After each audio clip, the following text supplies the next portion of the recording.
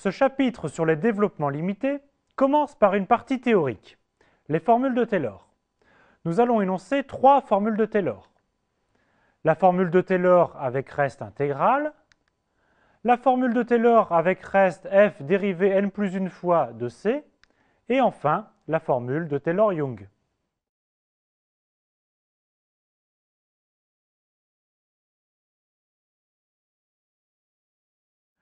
Avant les formules de Taylor, motivons sur un exemple les développements limités. Prenons l'exemple de la fonction exponentielle et on souhaite avoir une idée du comportement de exponentielle x autour de x égale à 0. La meilleure droite qui approxime le graphe de la fonction en x égale 0 est la tangente. Son équation est y est égal à 1 plus x. Si l'on souhaite faire mieux, quelle parabole d'équation y égale à c0 plus c1x plus c2x2 approche le mieux le graphe de f autour de x égale à 0? Voici le dessin. C'est la parabole d'équation y est égal à 1 plus x plus 1 demi de x2. Si on note g de x, la fonction exponentielle de x moins 1 plus x plus 1 demi de x2, alors cette équation a la propriété remarquable que g de 0 est égal à 0, g' de 0 est égal à 0, et aussi g seconde de 0 est égal à 0. Trouver l'équation de cette parabole, c'est faire un développement limité à l'ordre 2 de la fonction f. Bien sûr, si l'on veut être plus précis, on continuerait avec une courbe du 3e degré, qui serait en fait celle-ci. C'est exactement cela la notion de développement limité. Trouver le polynôme qui approche au mieux une fonction autour d'un point.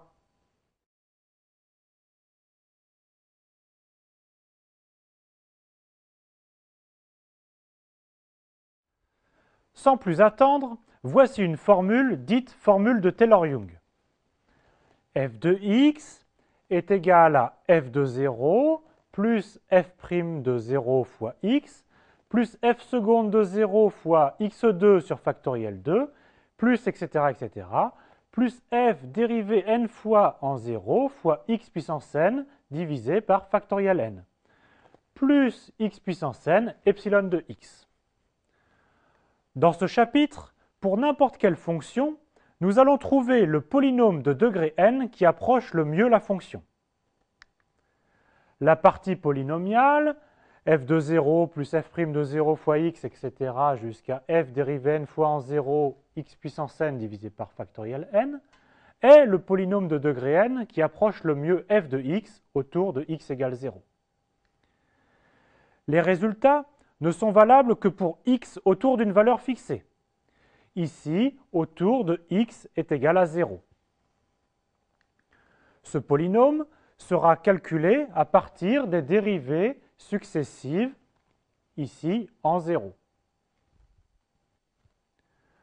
La partie x puissance n epsilon de x est le reste dans lequel epsilon de x est une fonction qui tend vers 0 quand x tend vers 0. Et x puissance n epsilon de x est négligeable devant la partie polynomiale. Nous allons voir 3 formules de Taylor. Elles auront toutes la même partie polynomiale, mais elles donnent plus ou moins d'informations sur le reste. Nous commencerons par la formule de Taylor avec reste intégral, qui donne une expression exacte du reste. Puis la formule de Taylor avec reste f dérivée n plus une fois de c, qui permet d'obtenir un encadrement du reste. Nous terminons avec la formule de Taylor-Young, très pratique si l'on n'a pas besoin d'informations sur le reste. On rappelle enfin qu'une fonction f est de classe Cn si f est n fois dérivable sur l'intervalle i et la dérivée nème est continue.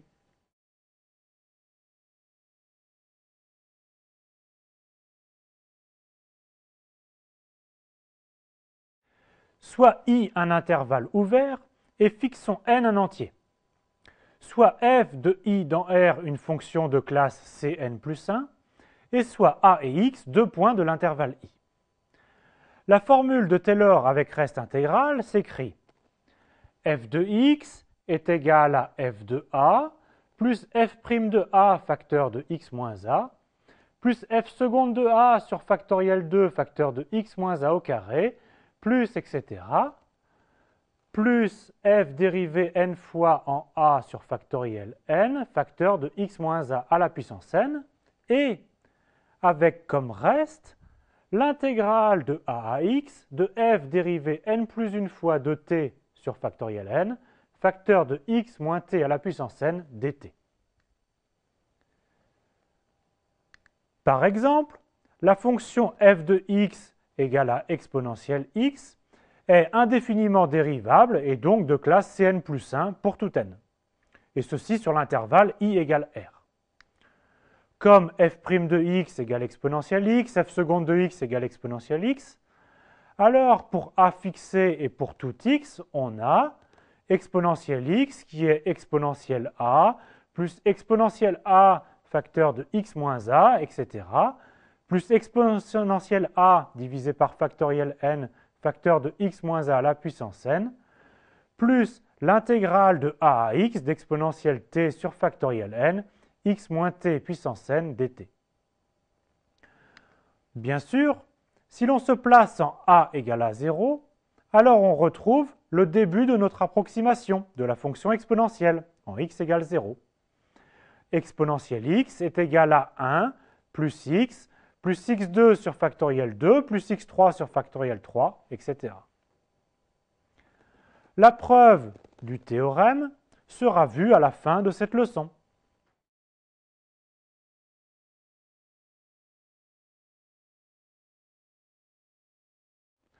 Repartons d'une fonction f d'un intervalle i dans R de classe Cn plus 1 et soit a et x deux points de l'intervalle i. Alors, f de x est égal à f de a plus f' de a facteur de x moins a plus etc.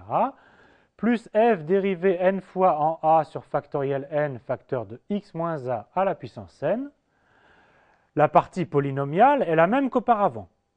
Mais cette fois, le reste est f dérivée n plus une fois en c divisé par n plus 1 factoriel facteur de x moins a à la puissance n plus 1 pour un certain c, un réel c entre a et x. Reprenons l'exemple de l'exponentielle. Il existe un c entre a et x tel que exponentielle x, c'est exponentielle a, plus exponentielle a facteur de x moins a, etc., plus exponentielle a sur factoriel n, x moins a à la puissance n, et notre reste est exponentielle c divisé par n plus 1 factoriel, facteur de x moins a à la puissance n plus 1. Ce théorème de Taylor est une généralisation du théorème des accroissements finis. En effet, dans ce théorème, pour n égale 0, on obtient qu'il existe un réel c entre a et b, tel que f de b est égal à f de a plus f' de c, facteur de b moins a. C'est exactement l'énoncé du théorème des accroissements finis. Notez au passage que la phrase « le réel c est entre a et x » signifie que c appartient à l'intervalle ax ou c appartient à l'intervalle xa, selon que a est plus petit ou plus grand que x.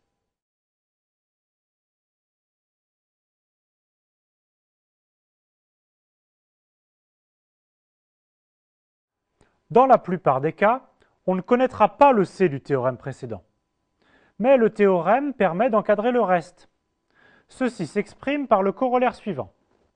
Si en plus d'être de classe Cn plus 1, la fonction f dérivée n plus une fois est majorée sur l'intervalle i par un réel grand M, alors pour tout a et x de l'intervalle i, on a valeur absolue de f de x moins tn de x est inférieure ou égale à grand M, facteur de valeur absolue de x moins a à la puissance n plus 1, divisé par n plus 1 factoriel. Et Tn de x désigne la partie polynomiale de nos formules de Taylor. Nous allons illustrer ceci en calculant une approximation de sinus de 0,01. Nous allons noter f de x, la fonction sinus x.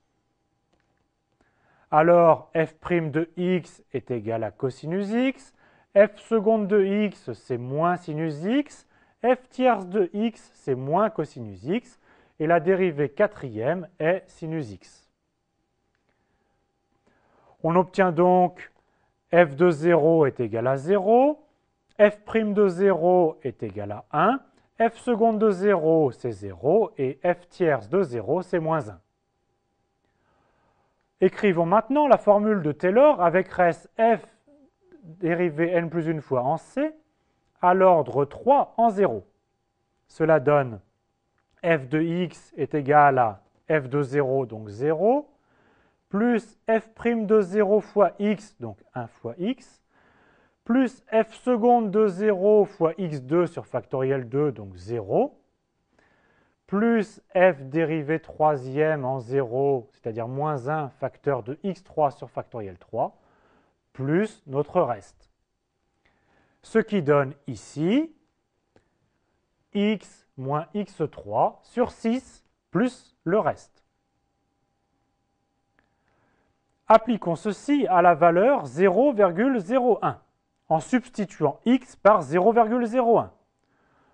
On trouve que sinus de 0,01 vaut environ 0,01 moins 0,01 au cube divisé par 6. Et donc environ 0,009999833333, etc. Mais quelle est la précision de cette valeur approchée? La formule de Taylor, ou plus précisément le corollaire, permet d'estimer l'erreur commise. Comme la dérivée quatrième est sinus x en valeur absolue, la dérivée quatrième est majorée par 1. Donc la dérivée quatrième en c est plus petite que 1 en valeur absolue. Et donc on obtient que valeur absolue de f de x moins x3 sur 6 est plus petit que x4 sur 24. Pour notre calcul, cela signifie que l'écart entre sinus de 0,01 et notre approximation 0,01 moins 0,01 au cube sur 6 est moins que 0,01 à la puissance 4 divisé par 24. Et donc, notre approximation donne la certitude d'avoir au moins 8 chiffres exacts après la virgule.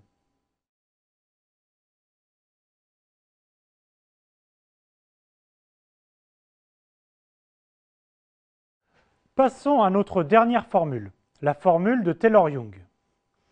On part cette fois d'une fonction f de classe Cn.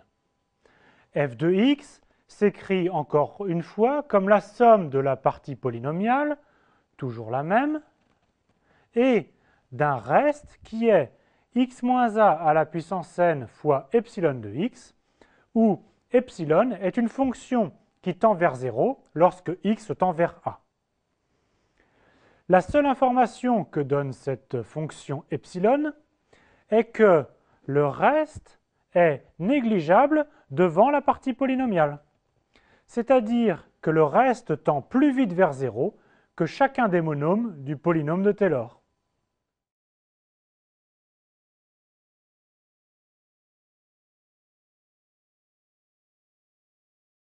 Attardons-nous sur un exemple que nous traitons en détail.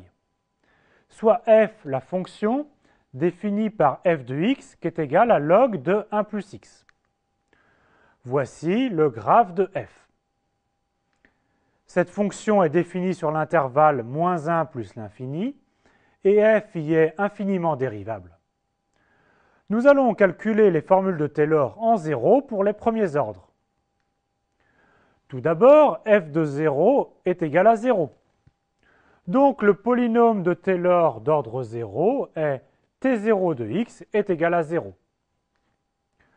Approcher notre fonction par une droite horizontale n'est pas très probant. On continue avec f' de x qui vaut 1 sur 1 plus x. Et donc f' de 0 est égal à 1. Ainsi, t1 de x, qui est f de 0 plus f' de 0 fois x, est égal à x. Bien sûr, c'est l'équation de la tangente en 0. On continue avec f seconde de x qui est égal à moins 1 sur 1 plus x au carré. Et donc f seconde de 0 vaut moins 1. Et le polynôme de Taylor de degré 2 est donc f de 0 plus f' de 0 fois x plus f seconde de 0 fois x2 sur factoriel 2, ce qui donne ici x moins x2 sur 2. Nous avons maintenant une bonne approximation de notre courbe par une parabole. Enfin, on calcule la dérivée troisième. Et le monôme de degré 3 est x3 sur factoriel 3 facteur de f tierce de 0. Et donc le polynôme de Taylor de degré 3 est x moins x2 sur 2 plus x3 sur 3. Notre approximation est maintenant excellente autour de 0. On remarque sur cet exemple que plus n est grand, meilleure est notre approximation. Cela s'explique car le reste est de plus en plus petit. Sur le dessin, les graphes des polynômes t0, t1, t2, t3 s'approchent de plus en plus du graphe de f. Mais il faut bien être conscient que cette approximation n'est valable que autour de 0, c'est-à-dire pour des x assez petits. Cela se voit tout de suite en regardant le comportement pour des grandes valeurs de x. Le log croît très doucement devant les fonctions polynomiales.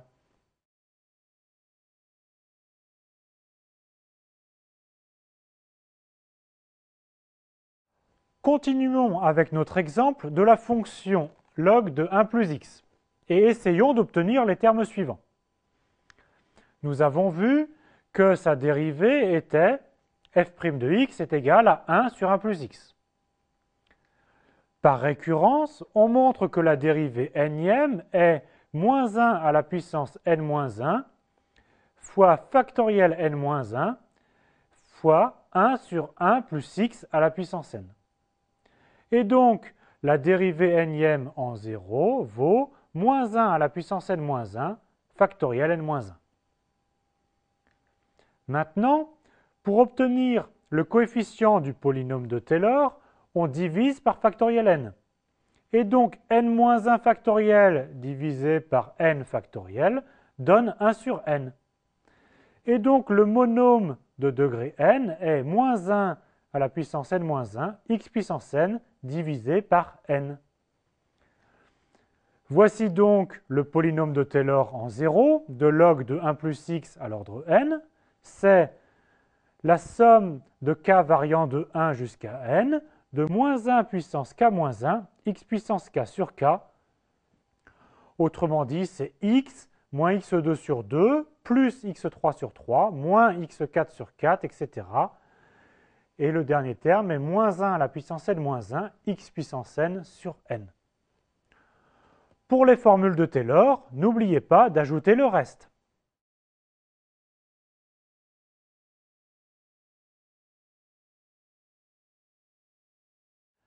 Il y a donc trois formules de Taylor qui s'écrivent toutes sous la forme f de x est égal à t n de x plus r n de x, où Tn est toujours le même polynôme de Taylor, f de a plus f' de a facteur de x moins a, plus etc., jusqu'à f dérivée n fois en a sur factoriel n, facteur de x moins a à la puissance n. C'est l'expression du reste Rn de x qui change. Attention, le reste n'a aucune raison d'être un polynôme. Pour la formule de Taylor avec reste intégral, Le reste vaut l'intégrale de a à x de f dérivée n plus une fois en t divisé par factoriel n, x moins t à la puissance n dt.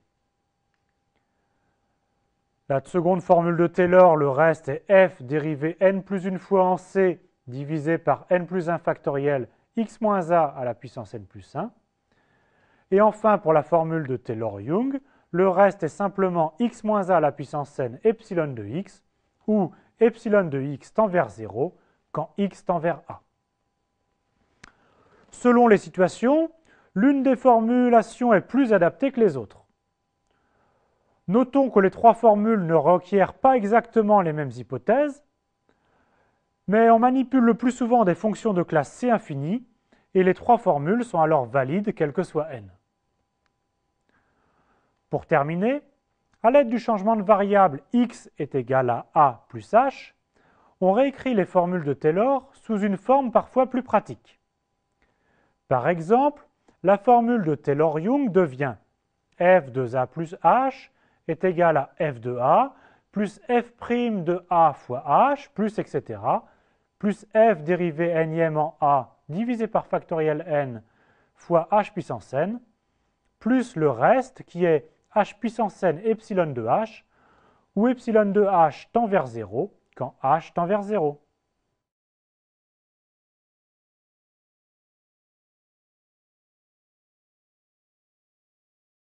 Bien souvent, nous n'avons pas besoin de beaucoup d'informations sur le reste, et c'est donc la formule de Taylor-Young qui sera la plus utile. En plus, on se ramène souvent à étudier la fonction autour de x égale à 0. Donc si vous ne deviez retenir qu'une seule formule, ce serait celle-là. f de x est égal à f de 0 plus f' de 0 fois x plus f seconde de 0 fois x2 sur factoriel 2 plus etc. plus f dérivée n en 0 fois x puissance n sur factoriel n plus le reste qui s'écrit x puissance n epsilon de x avec epsilon de x qui tend vers 0 lorsque x tend vers 0. Le terme x puissance n epsilon de x est souvent abrégé en petit o de x puissance n. Il faut s'habituer à cette notation qui simplifie les écritures, mais il faut toujours garder à l'esprit ce qu'elle signifie. Avec la notation petit o, la formule de Taylor-Young s'écrit en 0 de la façon suivante. La partie polynomiale plus un petit o de x puissance n.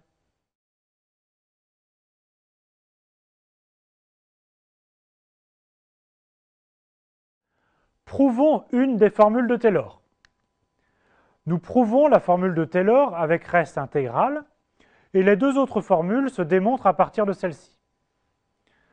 Nous allons prouver cette formule par récurrence sur n. Pour éviter les confusions entre ce qui varie et ce qui est fixe, dans cette preuve, on a remplacé x par b. Et nous supposons que f est une fonction de classe Cn plus 1. Pour n égale à 0, une primitive de f' de t est f de t, et donc l'intégrale de a à b de f' de t dt est égale à f de b moins f de a. Donc, f de b, c'est f de a plus l'intégrale de a à b de f' de t dt. On rappelle que par convention, b moins t à la puissance 0 vaut 1 et factoriel 0 vaut aussi 1. Passons à l'hérédité. Et supposons la formule vraie au rang n-1. On a donc cette formule-là. Nous allons effectuer une intégration par partie dans l'intégrale du reste. En posant u qui est égal à la dérivée n de f et v' qui est égal à b moins t à la puissance n-1 divisé par factoriel n-1. On a donc u', c'est la dérivée n plus unième, et v, c'est moins b moins t à la puissance n divisé par factoriel n. On applique maintenant la formule d'intégration par partie. L'intégrale de uv' est égal au crochet de UV moins l'intégrale de U'V. Lorsque l'on évalue le crochet en A, cela donne ceci. Et lorsqu'on évalue le crochet en B, cela donne 0. On reconnaît exactement le monôme de degré n du polynôme de Taylor, plus le reste intégral au rang d'après. On vient donc de prouver la formule au rang n. Et ainsi, par le principe de récurrence, la formule de Taylor est vraie pour tous les entiers n pour lesquels f est de classe Cn plus 1.